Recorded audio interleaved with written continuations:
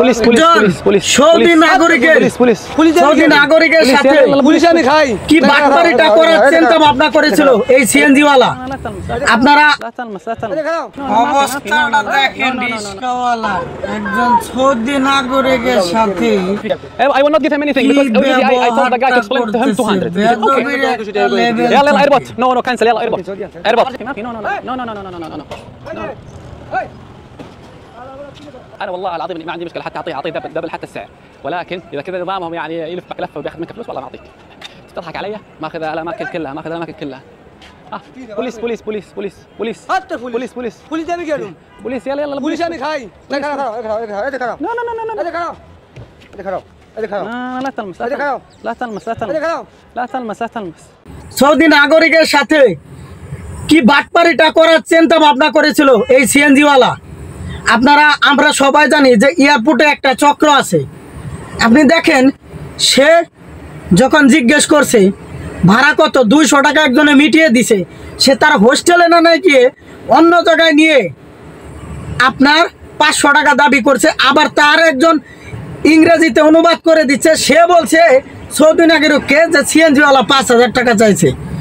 বলেন এই দেশটা কবে ঠিক হবে? আরে বেটা, ওই দেশে আমার দেশের প্রায় 30 লক্ষ মানুষ বা তার উপরে মানুষ কাজ করে খাচ্ছে।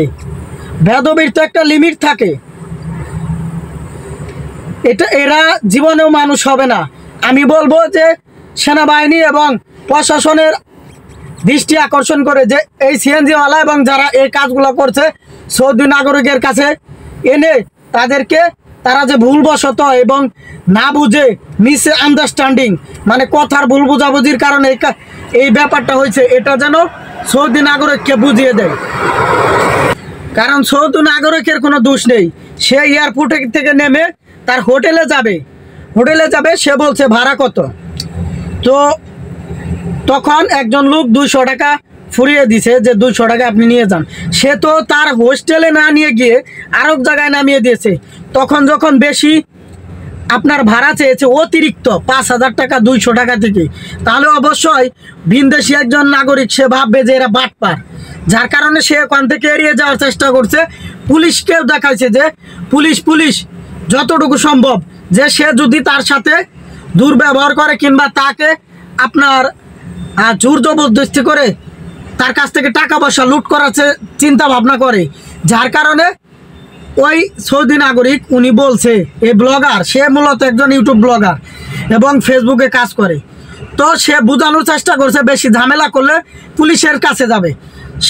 সেখানে এই সিএনজিওয়ালা পারতো একজনকে ডাক দিয়ে যে আপনারা কেউ কথা বলতে পারেন কিনা, নাকে বুঝান। না বুঝিয়ে সে বলছে ওই বেটা, মানে ভাষা ইউজ করার অবস্থাটা দেখছেন। আমাদের দেশে যারা ওই দেশে কাজ করতে যায় তারা এই ধরনের ব্যবহার করে না। আর এই লোকটা আমাদের দেশের একজন অতিথি।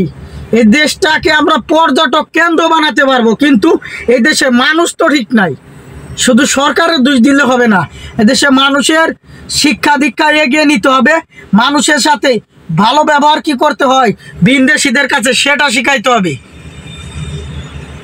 যাই হোক, আমি পুলিশ প্রশাসন এবং সেনাবাহিনীর প্রতি দৃষ্টি আকর্ষণ করছি যে ওই সিএনজিওয়ালাকে এনে ভুলবশত মানে কথা না বোঝার কারণে যে মিস্টেকগুলো করছে সেগুলো সমাধান করে দিক, এবং সিএনজিওয়ালা যে ভুলবশত কাজ করছে না বুঝে বা তাকে বুঝাইতে ব্যর্থ হয়েছে, তার জন্য তাদের সাথে মিলমিশ বা সিএনজিওয়ালা তার কাছে ক্ষমা চাক, এটাই আমরা চাই প্রবাসীরা। কারণ এটা তারা একটা চক্রান্ত করে তার কাছে ভাড়া বেশি আদায় করতে চাইছিল, এটা আমরা বুঝি। কিন্তু